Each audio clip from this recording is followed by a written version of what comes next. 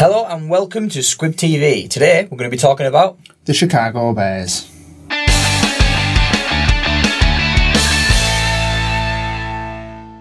So the Chicago Bears didn't necessarily have the best of seasons last year, did they, James? Certainly not an inspiring side. Finished dead last in the NFC North. Personally, I can't comment on them much because I didn't see them much on TV, which is telling. You know, a side is not doing very well when, the media is not talking about them. The only shining light for me was Jordan Howard from the running back position. You were expecting a big season from Alshon Jeffrey, but he was injured for much of it. They had quarterback problems, which, they'll be hoping to address in the coming season. I think Matt Barkley was a good option at the end of the season. I saw him in that Lions game. He was putting the ball in the hands of his receivers, but multiple drops. And obviously coming into the season, they've drafted Mitch Trubisky, so we'll see if he starts. Yeah, certainly. I think I can agree with everything you've said there, James. I think when you're looking at the quarterback position, Jay Cutler coming towards the end of his career, in fact, he has now retired. Yes. Matt Barkley, I was quite surprised when they didn't try and pick him up for another season. I think he did do a decent job. When you're looking for that stopgap quarterback, perhaps he was better than the option that Mike Glennon's going to give them. Then again, drafting Mitch Trubisky, you've got to think he's going to go and start there. The second overall pick in the NFL draft, you've got to think that he's going to be decent. I mean, what do you think of the quarterback situation in Chicago? Well, apparently they're going to go with Glennon. I've heard, reading reports in and about. I think if he starts the season well, he's a good stopgap. Pick him up 6 wins in the season. If he's a disaster first 2 or 3 games, they shouldn't hesitate to start Trubisky, because what have this side got to lose? I mean, they're not going to make the playoffs.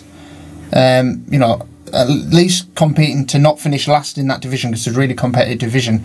And if he can come in, pick up 2 or 3 wins, that's a good start to Trubisky's NFL career. Yeah, and I think you want to give the guy confidence. I think instantly they're drafting him number 2 and then saying potentially you're going to be the backup. That's going to knock his confidence a little bit to start off with. Now, the one thing the Bears have done in free agency for me, you mentioned Jordan Howard. They've got a good running back there. That'll take the pressure off the quarterback. They did draft another young running back later on in the draft.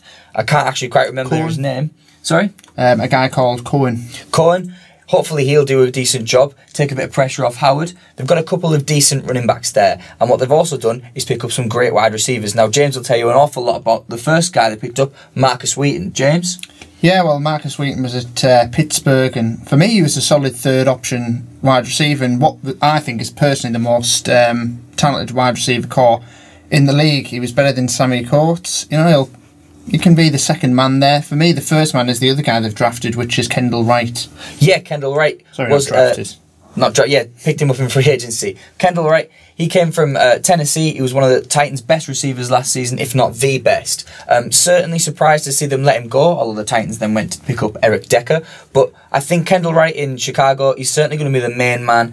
If you can get the ball in his hands, certainly perform a little bit better than the likes of Cameron Meredith did last season, who did have a very good season, but a few key drops going back to that Lions game when Matt Barkley was putting the ball in those tight spaces and the receivers just weren't coming up with the goods. If you can get Trubisky or Glennon firing with the likes of Kendall Wright and Jordan Howard offensively, they could be a team to watch. However, on the other side of the ball, James, not so good. Just not inspiring. I mean, who do they have now? They don't have an imposing force like Brian Urlacher, who was always there when you thought about the Bears.